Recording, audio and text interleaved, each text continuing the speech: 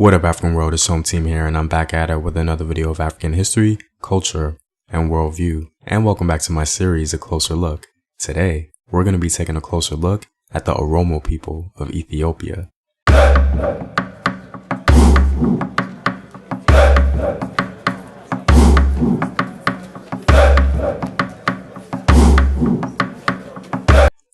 And as always, if you want to support the Home Team, you can do so on patreon.com. I have some new rewards for you guys, so be sure to check that out. Also, go to afrographics.com, a website where you can find unique illustrative infographics summarizing African history. All links to Patreon, Afrographics, and Home Team merchandise are in the description box below. The Oromo constitute one of the largest and one of the most important ethnic groups of Ethiopia. The Oromo consisted of connected groups who then later broke away and formed new independent subgroups. Initially, two major divisions existed that were named Borana and Barentu after their two mythical ancestors and assumed founders.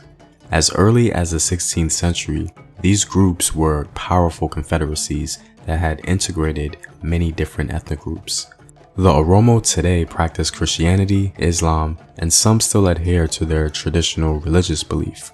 The question of their ethnic origin has been subject of scholarly debates for a considerable time, and up to the present, no general agreement on that problem has been solved. It seems an established fact that parts of the Oromo inhabited regions are today occupied by Somali groups. Archaeological findings in the northern part of the Somali country, such as burials and funeral grounds, are attributed to Oromo. Essentially, however, evidence points to a highland origin in what is today the province of Bali. And contrary to widely held belief of the past, the Oromo are a genuinely Ethiopian people. The great Oromo migrations of the past have had some controversy, largely due to misinformation or a lack of understanding of Oromo history. It's well known that the great Oromo migrations of the 16th century were not due to pressures from other peoples. Another biased perception of Oromo history and society concerns their description as primitive cattle raisers with no knowledge of farming techniques. This incorrect assumption must be revised. One important reason for the massive expansion of the Oromo might have been the Gadaa system as a central institution of social and political organization, which ruled every aspect of life for the Oromo.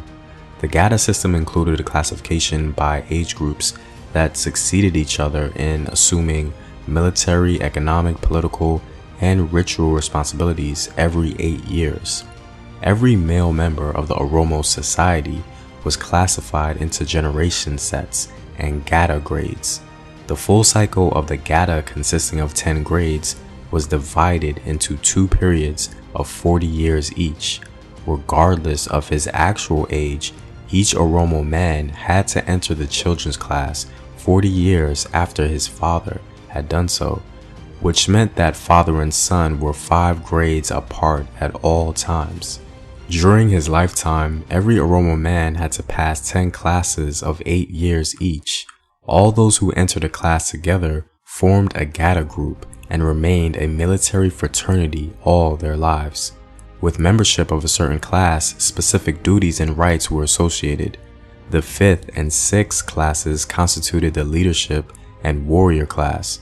The political power was actually held by the Gadaa class, and selected officials were only representatives of the ruling set. It was expected that at least once during the 8 years of the ruling Gadaa class, a fighting and killing expedition was undertaken against either big game or enemies which none of the ancestors had raided. And this was perhaps the primary reason for the great migration of the Oromo in the 16th century.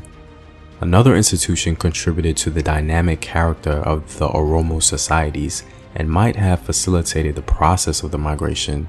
This institution consisted of the adoption of an individual or a group of Oromo or non-Oromo origin into an Oromo Gosa, which is traditionally translated as clan or subgroup.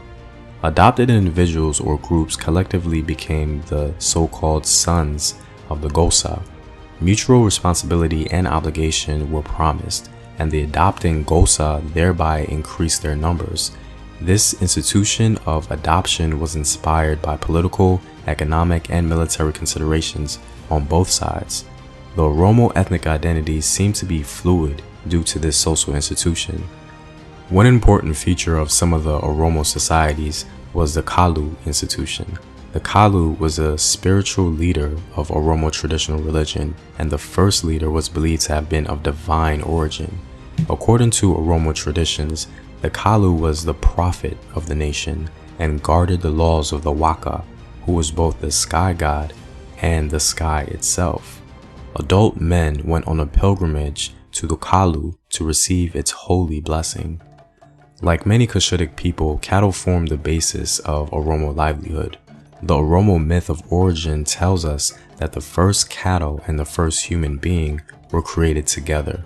The importance of cattle is emphasized in another tradition according to which God exclaimed when creating the Oromo people, "Come forth, you owners of cattle." As many Oromo groups started to settle in Ethiopia, they began to develop into a political power which was utilized by the different secular and religious groups. By the end of the 17th century, they were taking an active part in the political formation of the Ethiopian state. Well, I'm all out, guys. If you like these videos and want to help out in its continued production, you can do so on patreon.com. The link is in the description box below. Know thyself. Remember your ancestors. Peace.